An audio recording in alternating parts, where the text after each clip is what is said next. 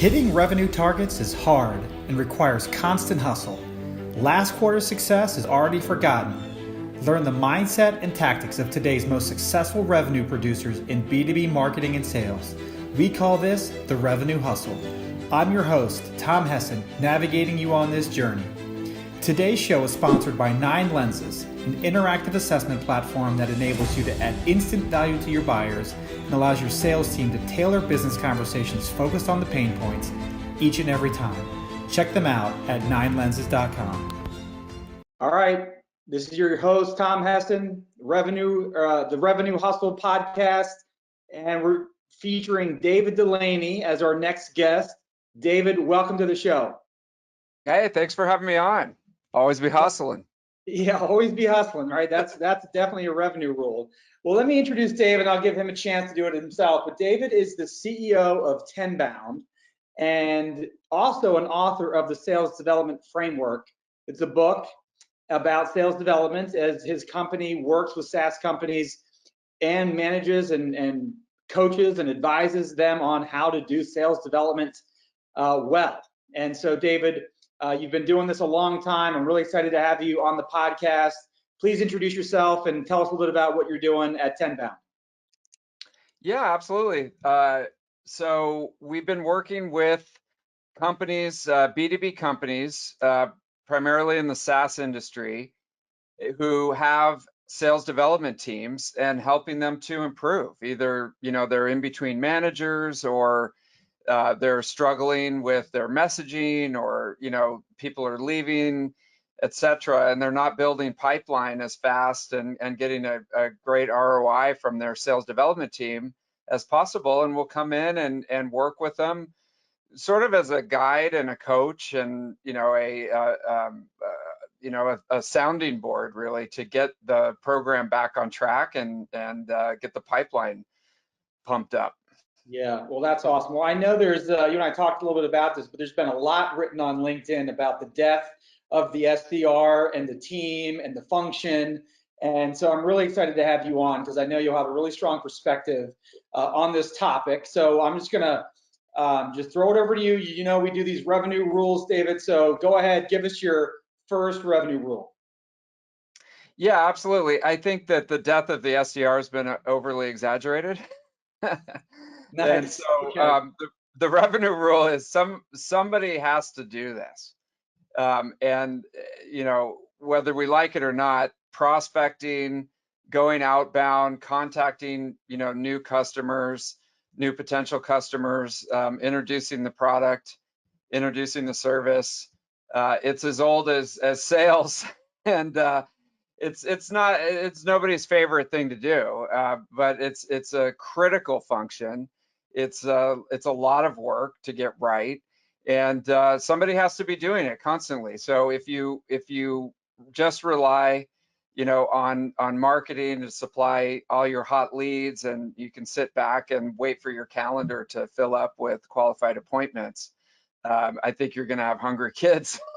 So somebody's going to have to do it, and the sales development model is set up for that. And I think that it's proven itself, and it does need to evolve, and we can talk more about that. It's definitely. Well, I'm curious, what is the argument for why it isn't working or it shouldn't exist? I mean, do you have any thoughts on? I mean, has that ever hit your radar? Like, what the counterpoints to, having this team do this work?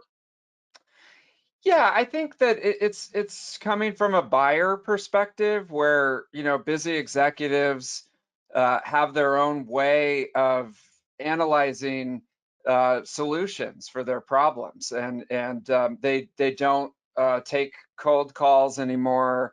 Their inbox is full of automated sequences that are irrelevant to their pain points. And they don't like being hassled by salespeople, and so they're very vocal out there about how they don't want to have to deal with this, and they have their own way of buying today that's completely different than maybe 10 or 20 years ago. And so I think the pushback is from a buyer perspective, that they're just inundated with all this irrelevant messaging, and it's burning up a lot of their day. And so they look at the title of the person who is reaching out, and it says SDR, and they're like, I hate SDRs, it's Right. bugging. Yeah, it's I'm sure you get a lot of emails. I get a lot of emails. On the receiving side of the emails, I mean, there's a rare occasion where I get something really personalized to me. Usually, it's just some sort of long, complicated message that may not even be related to anything that I'm doing. And so there's a lot of bad process out there. I guess it gives maybe SDRs a bad name across the whole spectrum, but I do think buyers do get a lot of email, so they're all lumped together. And I think that's a good perspective you're sharing there. Yeah, I mean, prospecting, it's a really hard problem to solve. I mean, and everyone's looking for a silver bullet that, like I said, you could just kind of roll out of bed and ask Alexa, for a meeting with the head of product at IBM, and, next thing you know, there's a qualified appointment on your calendar. It's not that easy. I mean, and nobody really thinks that. I'm just exaggerating, but we would love it to be easy, So, one day it's you got to send this template, or you have to get rid of SDRs, or you got to do this, do that. I mean, it's like there's no silver bullet to be able to do this. You got to figure it out yourself. And with in the same time, all the automation that's come into play with this has just been able to magnify, bad prospecting and Right. and flood people's inbox with irrelevant messaging. And so we're in a situation today where there's a push and pull, right? Because businesses need qualified pipeline. Salespeople need qualified opportunities. I mean, that's not going anywhere. That's an evergreen problem in business. And then at the same time, the group that's in charge of supplying that, marketing, sales development, are trying to come up with creative, innovative ways to do that in as quickly as possible. And there's going to be inherently some conflict between those two parties. And the trick is, can you keep being creative? Can you do it effectively and efficiently, and lead that charge effectively? And it's not easy to do. Yeah, I mean, I led a team years ago, and what struck me was there's this pull between. This was back when like you could spray and pray, where you just send out a bunch of emails and somebody would, respond and take a meeting or two. And so I don't know that it's that easy anymore. But I was always of the opinion of more personalized, fewer volume, right? So Yeah. I don't know, spend a little bit of time researching, find a small number of people, try to be highly personalized. And so I was never the guy that were using the automation tools, right? Where my other people were sending these sequences. And, where are you kind of on the spectrum of personalization versus, productivity and automation? Yeah, I mean, that's a tough one, right? Because you only have a finite amount of time during the day, and I mean, from a funnel perspective, that you have to get a certain amount of volume out there, because there's a large percentage of the people are not trying to solve the problem that you're talking about right now. And you're watering concrete. I don't know if you ever heard that analogy, but a lot of the water, is going to go onto concrete. It's not going to hit the lawn, right? So you have to have enough volume, but then at the same time, the quality of the messaging has to be at a point where the prospect would actually be like, hey, Trish Bertuzzi says, to go from crazy busy to a little bit curious, the message has to be on point. And so you've got to find a way to balance the volume with the quality. and then also to be able to meet the prospect where they are, and your email might not be reaching them. They might not answer cold calls, and so you've got to come up with a way to get the message in front of them in the first place. That's a huge challenge. Right, just with the volume of email. Yeah. But I mean, I agree, like water and concrete, it's like if you strike the right person at the right time, just given it's a burning problem for them, they're going to respond in a heartbeat. Whereas if you're responding to someone that's the right persona, but it's not even on their priority list, they're just going to ignore it, right? So that's your point on volume, because you just need to, you just don't know, right? Yeah, I mean, even if the person does have the problem and it's the exact problem that you could solve, it might not be painful enough at that point. I've had a broken door handle on my Toyota Corolla for several months now, and I just have figured out a way to kind of jimmy it so that the door opens. And so, if the Toyota guy called today and said, we can fix your door handle, it might not be the right time, and it doesn't hurt enough. So there's all those factors, right? And that's what you're working against. And so just to take a step back, when we start working with SDR teams, and especially ones that are struggling, the first thing that we ask is, tell me about the people that you're calling out to. And then, what are their main problems that they're dealing with? Give me like 3 of the top pain points that they're dealing with as part of the jobs, that they need to get done every day.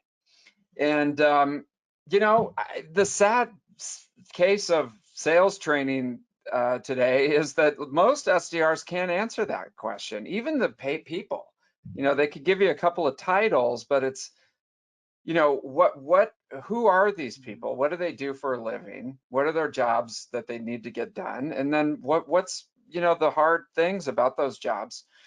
That's the first step. Okay, let's get a good handle on that. And then let's start backing into how your product or service actually helps with that. And is that a training issue? Some of the challenges I think with SDRs is it's a high turnover job, because the good ones will get promoted into like an inside sales role or something like that, right? In maybe 18 to 24 months. It's usually someone that doesn't have a whole lot of business experience, potentially, if they're coming out of college or career transitioning into sales, they got to start there. So they may not have a lot of business background. So it seems like it's a tall order to get that person to feel confident and comfortable talking to somebody that they can't really relate to. Yeah, big time. I mean, and so the main thing is, they get thrown in the deep end of the pool right at the beginning. Not a lot of training, not a lot of support.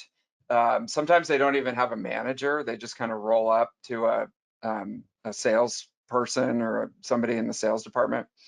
And they're kind of left on their own, especially now with COVID. A lot of brand new SDRs are working from home. They might not even have a dedicated workspace, living with roommates or stuff like that. So it's very isolating. So they're trying to figure it out on their own. They get maybe a little bit of product training, and then this is the kicker. They get plugged in with these super powerful tools. And not to date myself here, but in the old days, when I first started, you weren't even allowed to touch the sequencer or the automated anything.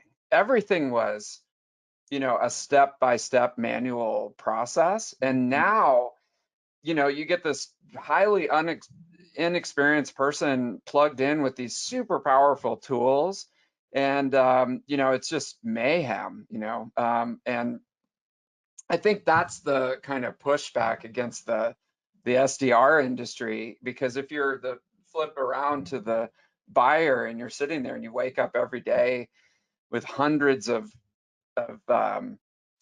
emails and phone calls, people don't even leave a message anymore, because it's an automated dialer that's placing 100 phone calls all at the same time.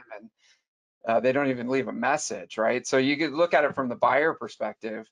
They just sort of tune it out, and they follow their own buyer-centric path that excludes all the noise because they have to. They there's only so much time during the day. So Right. I can't No, no, remember what your question was, no, but that was really good. I mean, I think that point about just their inexperience and then matching yeah. with powerful tools amplifies bad behavior a lot of time, but it all starts with them not even knowing the buyer, right? Or their pain points, or, they really have to, I mean, that should start with training, right, from the organization and really helping them understand all those sorts of things. They may not fully be able to walk in that person's shoes, right, just with the little experience they may have selling into that person. But I think it starts with having an appreciation and empathy for who they're reaching out to, right? And I think that that dovetails very nicely into your second revenue rule. So you just teed that up very nicely there. And so I don't want to go too far into that conversation, but I want to come back to the second revenue rule. But is there anything else you wanted to share just as it relates to like the SDR model? I mean, there's been a lot about is it a marketing function? Is it a sales function? Does it matter in your perspective? Who owns the team in terms of their success? Not really. I mean, it's the kind of rule of thumb is whoever can pay the most attention to the team and get them the tools and the training and the support that they need in order to be successful. And it's really comes down to the psychology of how you look at the SDR team at your company. So if you put in the time of recruiting top-notch people and looking at it as a long-term, almost like a training program for the company, and that's how the big companies do it, like the Salesforce and the LinkedIn of the world. They really look at it as we're going to find the top people. They're going to be an SDR for a couple of years. They're going to learn everything they can about the market and the industry and the product and the pain points, etc. And from there, now they're really a valuable part of our culture. And the sky's the limit. If there's opportunities, they can go into sales, they can go into customer success, they can go into marketing, and they've really been indoctrinated right at the beginning. Some companies look at it still as a churn and burn. Like, we just want appointments. We want you to talk to X number of people, etc. And they really run it like almost like a sweatshop, type of mentality. And they don't put any effort in, and it depends on the industry and stuff like that, how you want to run it. But for me, if you're going to spend the time to recruit and buy all these tools and invest, and you have somebody who's really got great long-term potential to make a difference at your company, I would think you'd want to really spend a lot of time almost creating like an academy, and really focusing on the development of the SDR team, for a long-term perspective of the company. And whether that's somebody in marketing, has a lot of bonuses to working with the SDR team closely because they're at the top of the funnel, Right, all the way right. from brand to demand gen to driving inbound leads, events. The SDR team can be, really well integrated and leverage the work of the marketing team. The sales team wants the outputs. They're more interested in the sausage than the actual sausage making, Right, if you right. will. So they just want qualified appointments, on the calendar and to be filled up with the head of whatever at the company that they're trying to break into. So they're maybe not as interested in mentoring and coaching and stuff like that, but that's not necessarily the case at all companies. So Yeah. Well, and then last question here before we move on to your second rule is, yeah. what's your thoughts on, is the cold call dead? Right. Again, that's a long-standing kind of perspective. As part of your book and your training, is calling an integral part of that? No, I don't think it's dead. I mean, I think that the phone is the fastest and, most effective way to do what we're trying to do, which is have conversations with people and find out, you know, what their pain points are, and if their pain points are bad enough that they may want to have another conversation to talk about solving those. So I don't think the cold call is dead. I just think that you got to be careful. One tip that I would give people is have your SDRs call your cell phone number and see what happens, because we just did a webinar about this. There's the new FCC rule called stir shaken, where you may have noticed that a lot of the calls that you get now, it says either spam or telemarketer. And one of the first things we do when we work with companies is we go, hey, SDRs, call me, you know, and then we show them like, dude, you're coming, do you know you're coming up as a telemarketer? I mean, which is, I can't imagine a worse designation. Right. And that is caused by technology that we have today. We don't have the old, you know, rotary phone on everybody's desk. It's all voice over IP. So just make sure that your calls are connecting, that when you are connected to a prospect, that you know what to say. Yeah, I mean, you know, a lot of SDRs are on the phone making 100 phone calls a day. They all either go to voicemail or just get cut off. And finally, one person answers, you know, out of 100 calls, and they just blow it because they're not ready at that point. So just make sure that they're ready and they know what to say when they do connect. Yeah, no, that's great. Okay, so your second revenue rule. I'm excited about this one. Go ahead, kick us off. Yeah, what was it? Remind me, do you have it there? What did I Yeah, say? Oh, it's yeah. around the customer, knowing. Yeah, I mean, it goes into what we were talking about. So the next one is you really got to care about the people that you're calling on, the pain points that they're trying to solve, and the industry. And so what we see out there a lot is you're really happy, you know, you got a job at this company. It's a venture-backed company. They give you a lot of perks and stuff like that. It's terrific. But the names and phone numbers and emails in the system are just that, you know, they're just names, phone numbers, and emails. And a lot, you know, the SDRs have no idea, you know, who these people are, what they're dealing with, what their pain points are, and they're just a name and a number, you know, and it's you know, you've got to have some kind of intrinsic motivation to be doing this. You know, if you're not interested in the industry or the people that you're calling or anything, and you're just there for a paycheck, that's going to be a huge problem. It's going to be reflected in your results, you know, and the ROI that the company's getting from investing in you, you know, as an SDR. So I'd encourage, you know, and we're actually, we've got a blog on Tenbound called The Amazing SDR Trifecta that gives you the formula, you know, for caring. And we're writing a book on this right now, specifically to go in depth. But, you know, it starts with using this time as an SDR, because it may be, you know, a year or two before you get promoted or move on. Use it as a time to really go deep into the personas, pain points, and industry that you're calling on. And you know, it's a word that's thrown around, but do your best to become an expert in those, and look at it as a learning experience to get that vocabulary and be able to talk to these people. Right. Yeah. Yeah, and so how do you, I mean, I guess you can build that interest if they don't have it right from the get-go, right? But I think most people take a job because of the company, not because of what they're selling, or, you know, the buyer of their software or service, right? Maybe some do, but I would guess they're more interested in the company, the culture, the perks, the salary, you know, versus whose problems they're solving.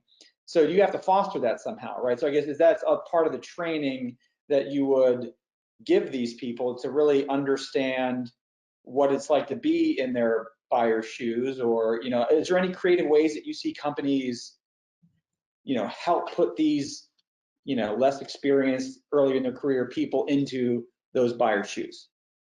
Yeah. Yeah. So, like you said, I mean, if you're selling, industrial widgets, and somewhere, it's like, how do I get excited about this? Or, how do I get excited to help the people that are out there dealing with this? It's kind of a foreign, you know, concept to think about, but it's really, really important, because once you are more adept at the industry and the vocabulary, and you understand the people, and you can talk about the pain points, that sort of becomes a foundation for your message and the way that you reach out to them, and all the other stuff that people are trying to figure out to be effective as an SDR. So it's definitely worth the time. So tactically, it could be as simple as think about the industry that you're calling on, and what are the media products that industry consumes. So what podcasts do they listen to? What webinars do they watch? What research papers? What conferences do they go to, or virtual conferences? What groups do they belong to? Right? At least start there and start to consume some of that content, so you can start to hear themes and words and concepts that are important to the audience. Try to immerse yourself in that, just for a few, maybe 15, 20 minutes a day, not to, or the best one, I mean, really, if you're dedicated, you do it on your spare time, and instead of just like we all, waste time on entertainment and stuff like that. Use it as an education to really get into their head. The other quick thing is find, 2 or 3 people that are actually doing the job, and that you're calling on. They're actually doing the job, and just offer, to buy them I don't know if you can do it on Zoom, but, buy them a lunch gift card, or take them out to lunch once there's no more COVID. Take them out to lunch and just ask them a bunch of open-ended questions. Tell me about your day. What's a day in the life? How'd you get into this? Uh, what was your educational background? What are some of your challenges? I mean, you're not selling anything. You're just asking them to talk about themselves, and nobody does this, right? I mean, how great would it be if somebody just asked you a bunch of open-ended questions about yourself, and you could talk about yourself for half an hour? Yeah, yeah, They love it, right? And yeah. you'll start to pick up the themes of what bugs them and drives them crazy, and you can start to connect that back to what your product does. Yeah, yeah, no, that's good. That's fantastic. One of the things that I have seen, because we sell at Nine Lens, we sell in this, sell our software into sales and sales teams, customer success teams, and one of the things that I see lacking is the ability of SDRs and salespeople and customer success is being consultative, meaning like they know what. Like they're almost a mini domain expert, right? As a seller, or as an SDR or a customer success, yes, I need to know my software, but I really need to understand your business and be able to coach you or advise you on what you should do, shouldn't do, what others are doing, right? Like more of a more than a consultant than a, someone pushing software or pushing services or whatever it is product you're promoting. Now, obviously, SDRs are not going to be in a position to be as consultative as an experienced account executive. But I do think this nature of adding value and being consultative is important at every stage. And so I'm curious kind of what your thought is, because if it comes across as you're trying to sell me, I'm instantly turned off.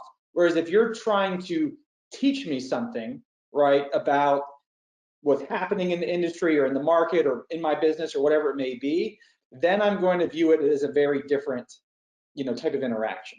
And so I'm just kind of curious your thought on, the SDR's role in adding value and kind of being more consultative.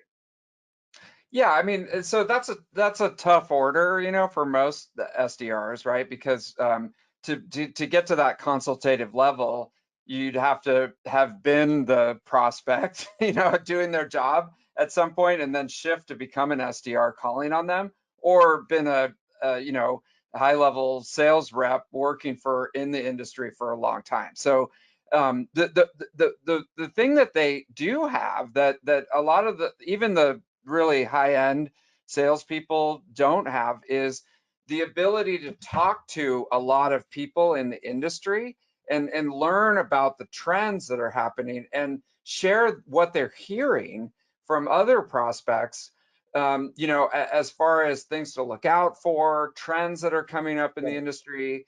And because, if you talk to, 5 or 6 different companies every day and different people, and you sit in on sales calls and you listen to the media and stuff like that, you're now sort of an industry analyst, right? And you can bring that insight to people that are just, when your head's down in your own company and you don't have time to listen to industry blogs and podcasts and stuff like that.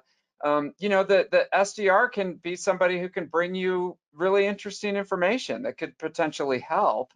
And it's also a great way to start a conversation. So we always train SDRs, if they do get somebody on the line, to just say, hey, I'm talking to a lot of other folks in your industry. Here's what we're hearing. And I just wanted to see, if you're dealing with anything like this, and if they're not, then thank you very much. I'll call you back in 6 months.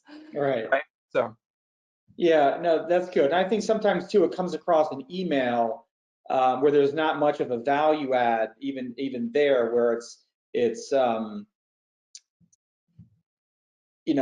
like the more you try to sell, the less likely someone's going to receive that email well, right? Like if you don't speak, you know what I mean? And so that's what I'm trying to get to, this idea of bring me something of value, not just an offer to meet with you for 15 minutes next week at 3 p.m.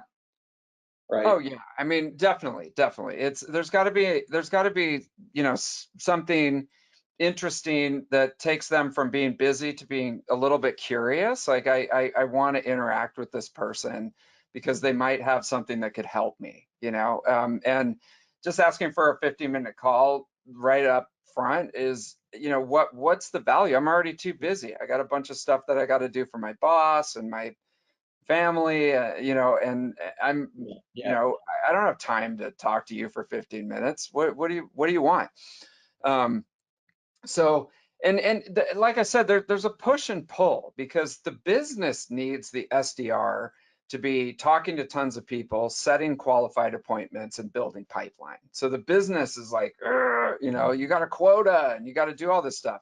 But then the buyers are like, it's more of a slow burn. It's almost like the dating process. Like you don't want to walk up to somebody at a bar and ask them to marry you, like immediately, right?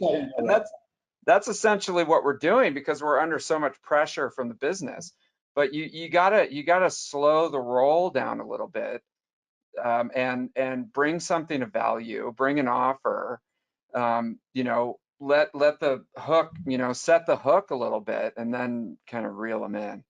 Yeah, no, that's great. Well, David, where can we follow you online? Where's a good place? I do want to put your blog post in the show notes, so make sure you send me that around the trifecta.